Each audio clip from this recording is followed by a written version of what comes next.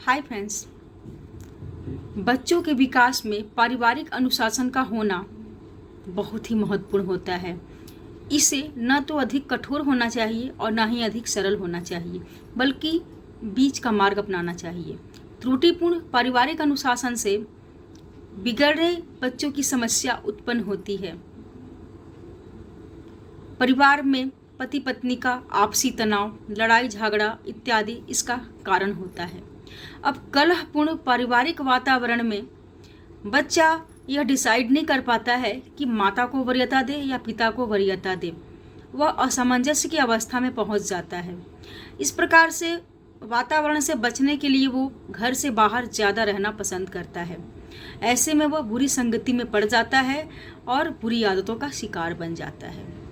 तो बच्चों के विकास के लिए सबसे पहले आवश्यक है कि पारिवारिक वातावरण का शांतिपूर्ण होना तथा पति पत्नी का पारस्परिक संबंध स्नेहपूर्ण संतुलित होना अति आवश्यक है। बच्चों की सांवेगिक आवश्यकताओं की पूर्ति सदैव होनी चाहिए।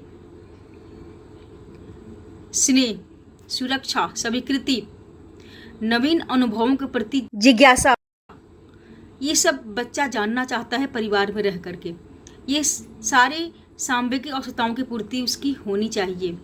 सबसे पहले वह परिवार के माध्यम से इन आवश्यकताओं की पूर्ति करता है, उसके बाद अपने सगी साथियों और अन्य व्यक्तियों के माध्यम से पूरा करने का प्रयास करता है।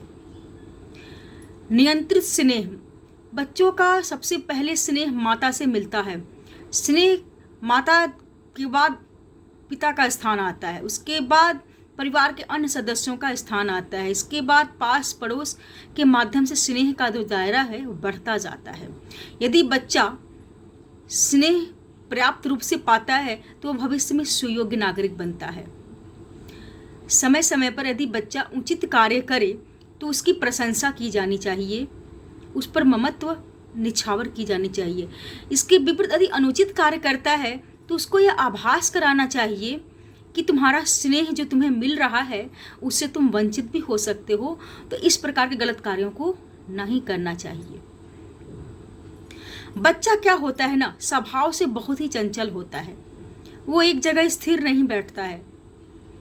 अब अपने शरारती स्वभाव के कारण बच्चे से कुछ न कुछ गलतियां होना स्वाभाविक है, लेकिन इसके लिए उन्हें कठोर दंड देकर भयभीत नहीं करना चाहिए। नहीं तो क्या होगा, विपरीत प्रभाव पड़ेगा। वो सुधरने की बजाय बिगड़ने लगेगा। जो चीज आप मना करेंगे वही वो करेगा।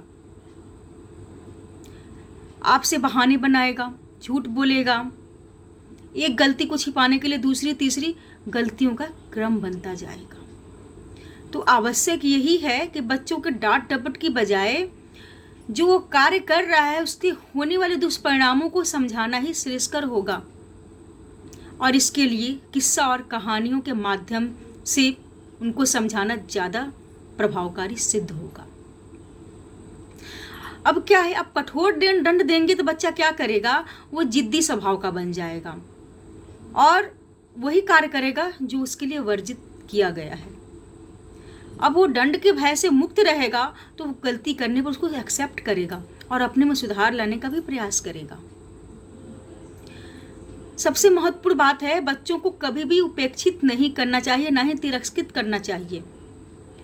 आत्मविश्वास बढ़ाने वाले कार्यों को करने के लिए प्रोत्साहित करना चाहिए, जिससे उनमें आत्मविश्वास बढ़े, जो उनके आगामी जीवन के लिए भी सही होता है। और बहुत अधिक ममत्व का परित्याग करना चाहिए। कई माता पिता ये होते हैं, ऐसे होते हैं जो कि अपने बच्चों को अपने से चिपकाए रखना चाहते हैं। ऐसे में बच्चा क्या होता है, बहुत ही स्वतंत्र रूप से विकास नहीं हो पाता है। तो ममत्व का थोड़ा त्याग करना चाहिए और कुछ हद तक बच्चों को स्वतंत्रता प्रदान करनी चाहिए, जिससे वह स्वतंत्र रूप से सोच सके, ऐच्छिक कार्यों में भागीदार बन सके। अंत में मैं यही कहना चाहूँगी सभी माता पिता और अभिभावक से, क्या आप अपने बच्चे के प्रति जागरूक हैं? यदि नहीं हैं तो हो जाइए। अपने बच्चे की हर गतिविधियों पर ध्यान दीजिए। बच्चों को ठीक ठाक समझें, उन्हें डांट डपेट की बजाय प्यार से जीतें। उनमें देशभक्ति, भाईचारे, समाज सेवा इत्यादि की शिक्षा उन्हें अवश्य दें, जिससे उनका व्यक्तित्व निखर सके। धन्यवाद।